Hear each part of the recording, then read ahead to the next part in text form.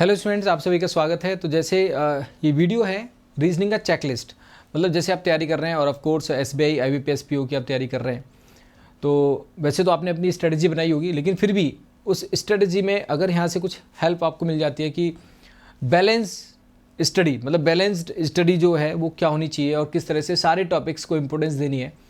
Of course सारे topics को importance देनी है, जिससे भी आपका एक नंबर भी इंक्रीज होता है, उस हर टॉपिक को आपको इंपॉर्टेंस देनी है। तो ये उस रेस्पेक्ट में मैं यहाँ पे आपको कुछ चेकलिस्ट यहाँ पे बताने वाला हूँ कि क्या आप चेकलिस्ट रख सकते हैं, किस तरह से चीज़ों को यहाँ पे कर सकते हैं। तो जैसे स्टार्ट करने से पहले मैं आपको बता देता हूँ कि टॉप एजुकेटर के टॉप बैचेज आपके हर वेडनेसडे स्टार्ट होते हैं, ठीक है। और 30+ बैचेज एवरी मंथ स्टार्ट होते हैं। 70+ एजुकेटर्स हैं एन अकेडमी बैंकिंग कैटेगरी में, राइट। ये Ranveer advance batch one of the favourite batch है स्टूडेंट्स का, जो इसमें बहुत सारे बच्चे, हज़ारों बच्चे इनरोल करके इसमें पढ़ते हैं। रीजनिंग इसमें मैं कवर कराता हूँ, ठीक है। तो इसको आप इनरोल कर सकते हैं, डिस्क्रिप्शन में लिंक है, उस पर प्रोफाइल पे जाके आप इनरोल कर सकते हैं जो प्लस के स्टूडेंट हैं, ठीक है।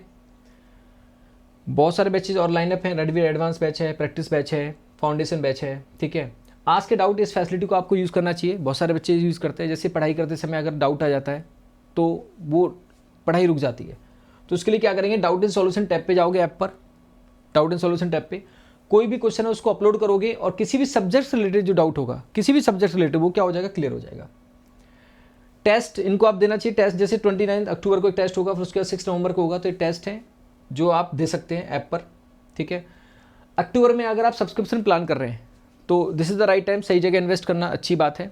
तो आप कर सकते हैं, अगर आप अफोर्ड कर सकते हैं तो ज़्यादा, मतलब वो नहीं है, मतलब बहुत ज़्यादा कॉस्टली नहीं है। अभी जैसे मेरे पास थोड़ी देर पहले एक कॉल आया था, तो दे आर आस्किंग अबाउट कि कोचिंग एंड ऑल। तो मैंने बताया कि 6 मंथ का सिर्फ 5-6 हज़ार में सब्सक्रिप्शन है। तो बोले कि इतना सस्ता कैसे।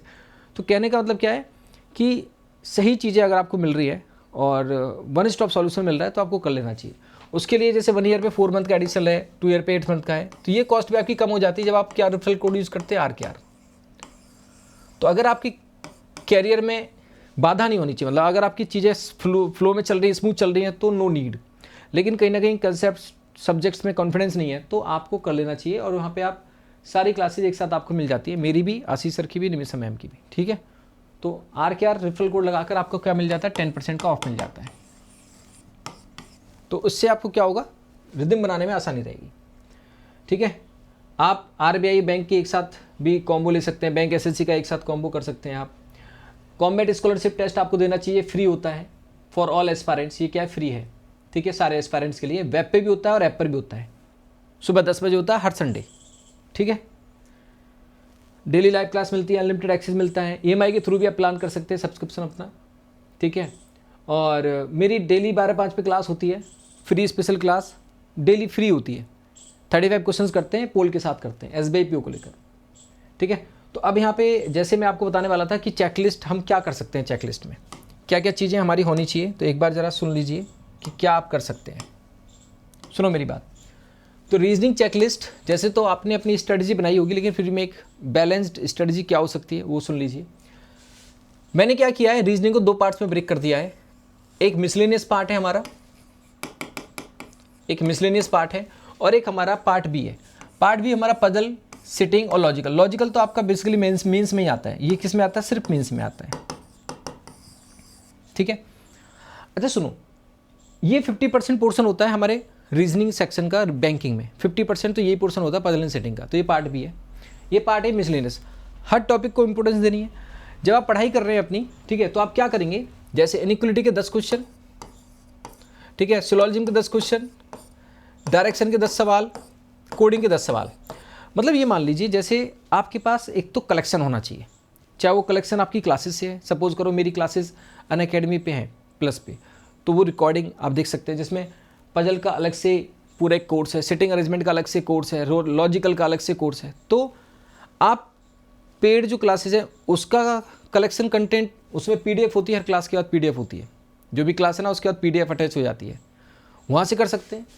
तो कहने का मतलब है जैसे यूट्यूब से आप क्लासेस देखें, उनका कंटेंट वहाँ से प्रैक्टिस करें, या प्लस कोर्सेज जो हैं वहाँ से आप प्रैक्टिस करें, या फिर आप किसी बुक, ई-बुक या टेस्ट PDF इनसे आप प्रैक्टिस करें। आपके पास कलेक्शन होना चाहिए, कलेक्शन आपके पास होना चाहिए। यूट्यूब में थोड़ा सा क्या आपको सर्च करना पड़ेगा प्रॉपर, मतलब प्लस में क्या होता है, सिस्टमेटिक आपके टॉपिक गिवन होते हैं, उसके साथ में PDF अटैच होती है, जहाँ तक जाते हैं सॉल्यूशन देख लेते हैं। बुक में भी सॉल्यूशन होता है लेकिन वहाँ पे खुद से समझना होगा, ठीक है। तो ये सारी चीज़ें हैं। तो इसमें क्या होगा, जैसे आपने क्या करना है, ऑल्टरनेटिव डेज पे मिसलेनियस लेना है। ऑल्टरनेटिव डेज पे मिसलेनियस, ऑल्टरनेटिव डेज मतलब क्या है, एक दिन आपने क्या किया, इन टॉपिक से आपके पास कलेक्शन होगा, सपोज करो इनइक्वालिटी के आपके पास क्या करना है कि 100, 200, 300, 400, 500 क्वेश्चन आपके पास कलेक्टेड हो गए, ठीक है, कलेक्शन हो गया। 10 क्वेश्चन आपने आज लगाने, 10 क्वेश्चन आपने सिलोजिज्म के लगाने, 10 आपने डायरेक्शन का लगाना, 10 आपने कोडिंग लगाने। तो जो आपके पास सोर्स है, जो आपके पास कलेक्शन है, उसमें से आपको ये क्वेश्चंस लगाने हैं। ऑल्टरनेटिव, मिसलेनियस ऑल्टरनेटिव मतलब एक दिन आपने ये लगाने टॉपिक, दूसरे दिन आपने ये लगाने हैं। तो ये टॉपिक क्या है, ऑल्टरनेटिव है। एक दिन आपने ये टॉपिक लगाना है, एक दिन आपने ये टॉपिक लगाना है। इसके सपोज करो 10 सवाल अपने क्वेश्चन बैंक, जो आपका क्वेश्चन बैंक है, चाहे यूट्यूब से है, प्लस से है या बुक से है, 10 क्वेश्चन आपने इसके लगाने, 10 क्वेश्चन आपने इसके लगाने, 10 क्वेश्चन आपने इसके लगाने और 10 क्वेश्चन आपको इसके लगाने। इनपुट आउटपुट जनरली मेंस में आता है, लेकिन ऐसा नहीं है। SBI PO में 2-3 साल पहले आप देखोगे तो प्रीलिम्स में भी सवाल आया है। तो ऐसा नहीं कि मेंस में ही आएगा, मेंस में तो आता ही है, लेकिन प्रीलिम्स में भी PO और SBI दोनों में, प्रीलिम्स में भी एक्सपेक्टेड है, लेकिन लेवल थोड़ा आसान होगा। तो आपको हर उस चीज़ पे ध्यान देना है जिसकी संभावनाएं हो सकती है, जिसकी संभावना भी हो सकती है। तो ये आप क्या करेंगे मिसलेनियस ऑल्टरनेटिव रीजनिंग में, ठीक है। इसको आप क्या कर सकते हैं, अगर आप डेडिकेटेड स्टूडेंट हैं तो puzzle and sitting daily basis पे आप कर सकते हैं। जैसे 3 से 5 सवाल इसके हो गए और 3 से 5 सवाल इसके हो गए।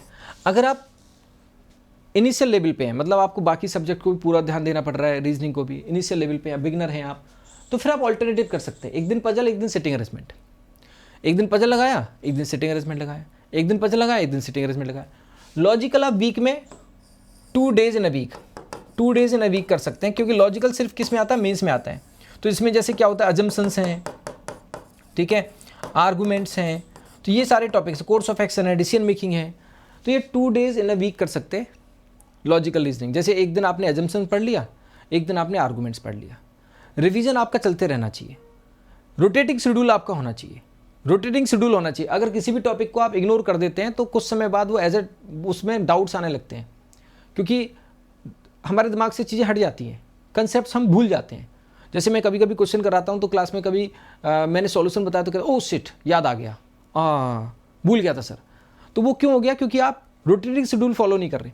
तो रोटेटिंग शेड्यूल आपको फॉलो करना चाहिए। ये ऑल्टरनेट डेज पे आप टॉपिक्स के क्वेश्चंस लगाएं एटलीस्ट ये, और ये आप puzzle and sitting arrangement daily कर सकते हैं, ऑल्टरनेटिव कर सकते हैं। Logical 2 days in a week करेंगे, ठीक है।